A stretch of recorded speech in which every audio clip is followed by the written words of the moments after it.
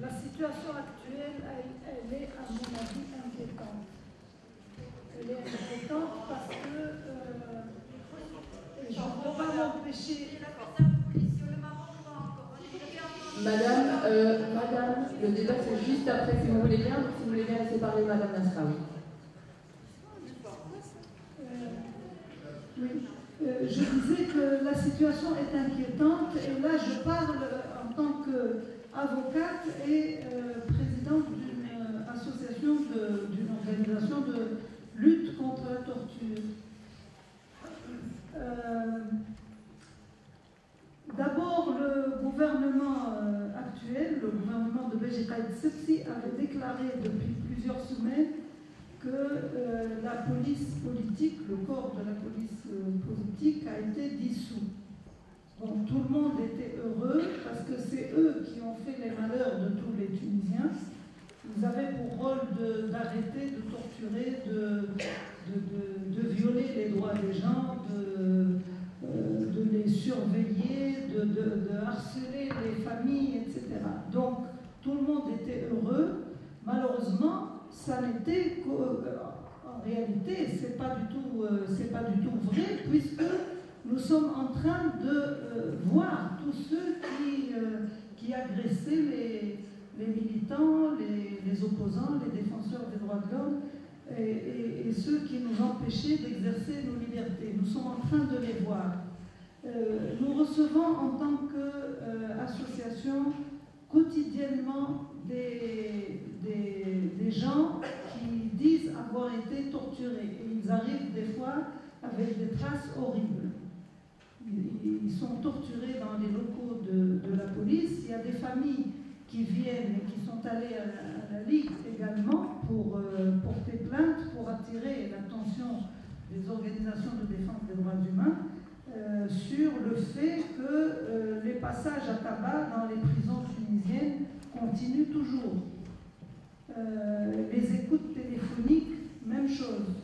Avec Internet, nous commençons à avoir les mêmes problèmes. C'est vrai qu'il y a eu un moment où on n'avait pas de problème avec nos mails, mais là, si un sujet n'intéresse pas le pouvoir ou la police politique, vous cliquez et le message disparaît.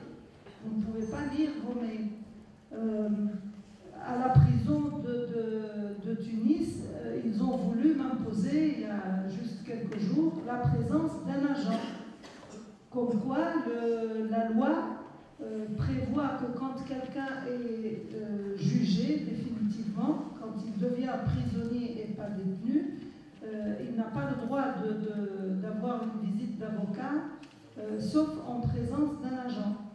Bon, ils écartent la Constitution, mais ils continuent d'appliquer les textes qui sont liberticides, qui violent tous les droits, et ils continuent d'avoir les mêmes pratiques.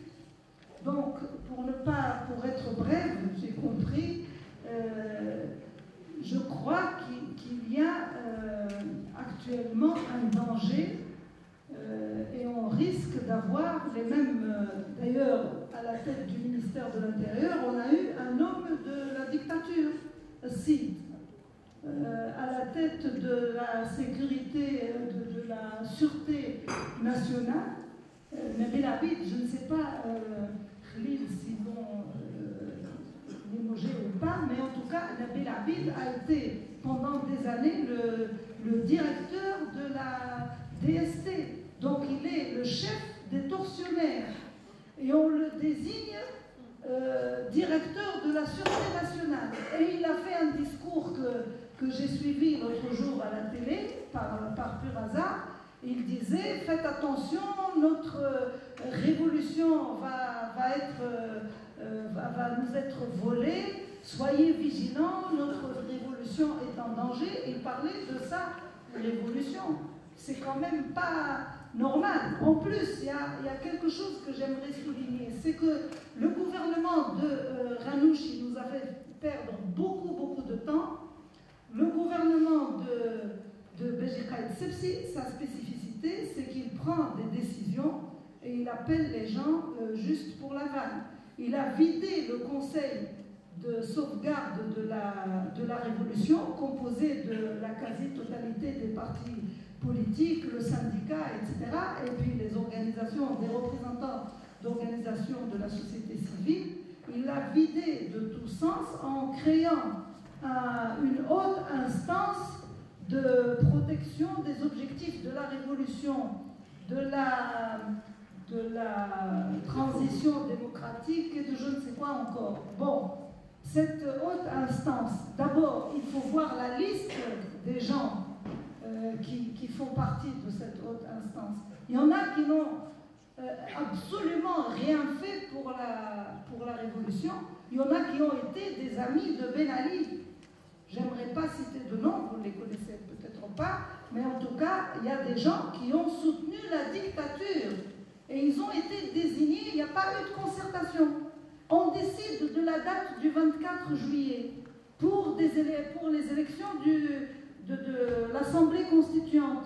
Mais est-ce que vous croyez que des partis qui viennent d'être légalisés, qui n'ont jamais eu le droit d'organiser des meetings populaires ou de circuler librement en Tunisie, est-ce qu'ils ont la possibilité de faire une campagne en si peu de temps? Et puis les Tunisiens, l'autre jour, il y a un monologiste qui disait